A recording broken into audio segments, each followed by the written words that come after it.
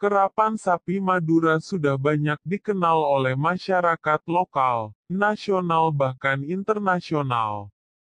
Mereka rela datang dari jauh hanya ingin menjadi saksi kehebatan pasangan sapi dan joki beradu kecepatan di arena balap seperti alun-alun yang telah disiapkan sebelumnya. Terdapat beberapa macam lomba kerapan sapi seperti tingkat desa, tingkat kecamatan, tingkat kabupaten hingga Piala Presiden yang menjadi ajang prestisius bagi para pemilik sapi.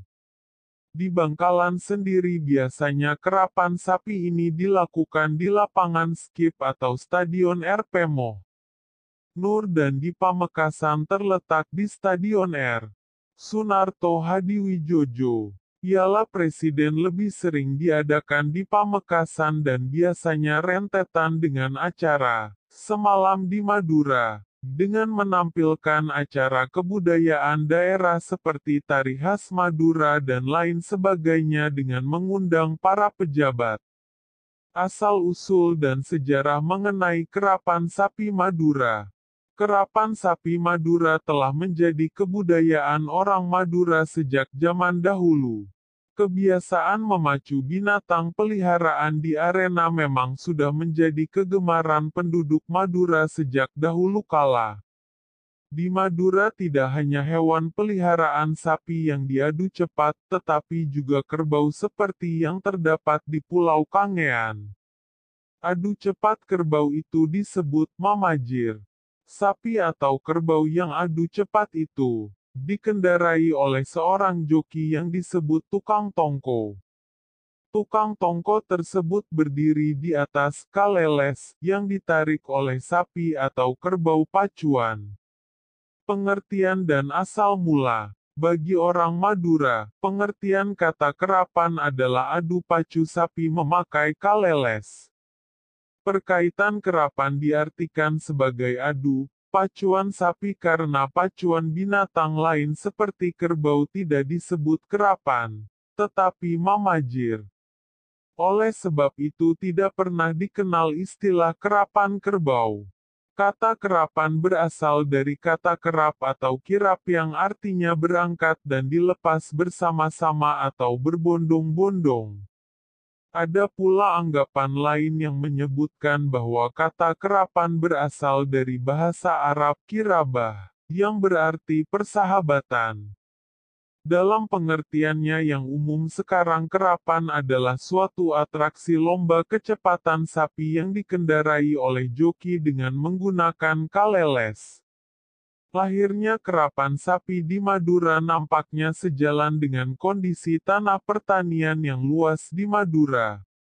Tanah-tanah pertanian itu dikerjakan dengan bantuan binatang-binatang peliharaan seperti sapi dan kerbau. Karena banyaknya penduduk yang memelihara ternak maka lama-kelamaan muncullah pertunjukan kerapan sapi. Ada dugaan bahwa kerapan sapi sudah ada di Madura sejak abad ke-14. Disebutkan ada seorang kiai bernama Kiai Pratanu pada zaman dulu yang telah memanfaatkan kerapan sapi sebagai sarana untuk mengadakan penjelasan tentang agama Islam. Oleh sebab itu ajaran-ajarannya yang filosofis dihubungkan dengan posisi sapi kanan, panglowar, dan sapi kiri, pangdalem, yang harus berjalan seimbang agar jalannya tetap lurus agar manusia pun dapat berjalan lurus.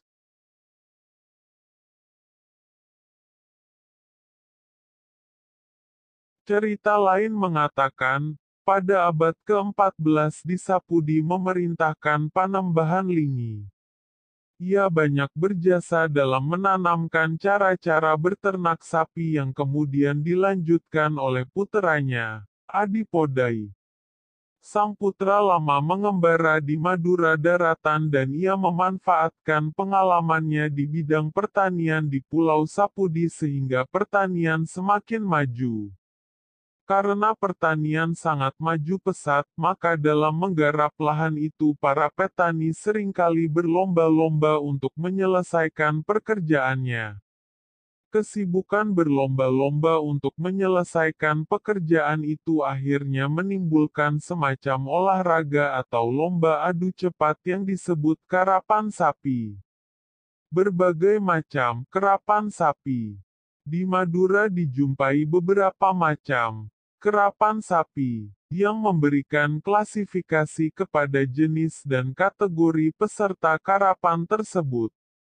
Berbagai macam karapan sapi itu adalah sebagai berikut. Kerap keni, karapan kecil. Karapan jenis ini diadakan pada tingkat kecamatan atau kewedanaan. Para peserta adalah yang berasal dari daerah yang bersangkutan. Sapi kerap dari luar tidak diperbolehkan turut serta. Jarak tempuh hanya 110 meter. Dalam kategori ini yang diutamakan adalah kecepatan dan lurusnya. Kerap keni ini biasanya diikuti oleh sapi-sapi kecil dan baru belajar. Pemenangnya merupakan peserta untuk mengikuti kerap raja. Kerap raja, kerapan besar. Kerapan besar ini disebut juga kerap negara. Umumnya diadakan di ibu kota kabupaten pada hari Minggu. Ukuran lapangan 120 meter. Pesertanya adalah juara-juara kecamatan atau kewedanaan. Kerap onjangan. Kerapan undangan. Kerapan undangan adalah pacuan khusus yang diikuti oleh peserta yang diundang baik dari dalam kabupaten maupun luar kabupaten. Kerapan ini diadakan menurut waktu keperluan atau dalam acara peringatan hari-hari tertentu. Kerap karesidenen, kerapan tingkat keresidenan. Kerapan ini adalah kerapan besar yang diikuti oleh juara-juara kerap dari 4 kabupaten di Madura. Kerap karesdenan diadakan di kota Pamekasan pada hari Minggu, merupakan acara puncak untuk mengakhiri musim kerapan. Kerap jar-ajaran, kerapan latihan. Kerapan latihan tidak tertentu harinya, bisa diadakan pada setiap hari selesai dengan keinginan pemilik atau pelatih sapi kerap itu. Pesertanya adalah sapi lokal. Persyaratan sapi kerap tidaklah banyak, asalkan sapinya kuat dan diberi makanan yang cukup, dilatih lari, dipertandingkan dan diiringi dengan musik saronen. Konon beberapa pemilik sapi kerap juga melengkapi kehebatan sapinya dengan menggunakan mantra-mantra serta sajian tertentu. Sesungguhnya hal ini tidak dibenarkan dalam aturan sebuah lomba atau kerapan.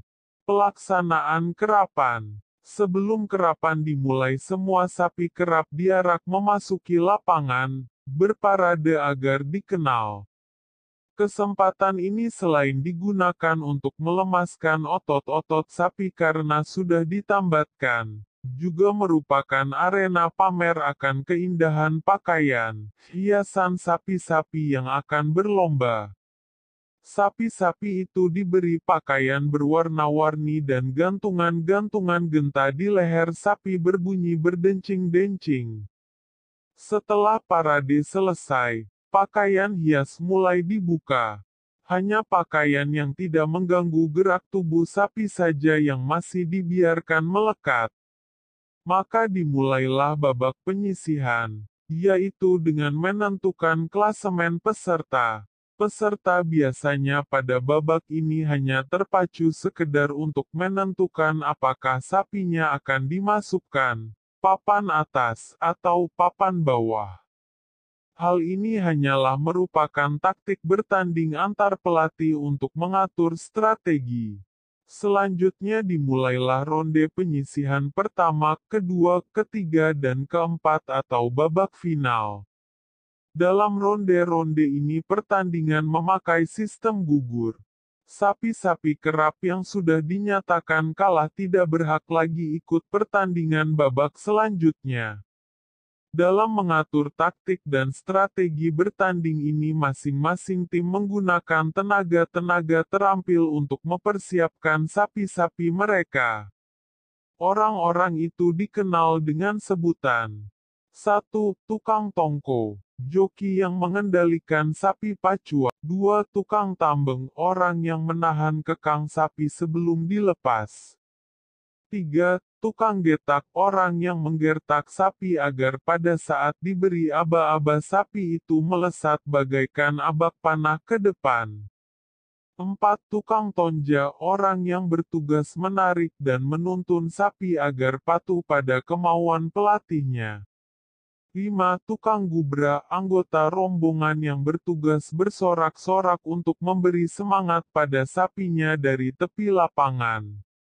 Mereka tidak boleh memasuki lapangan dan hanya sebagai supporter.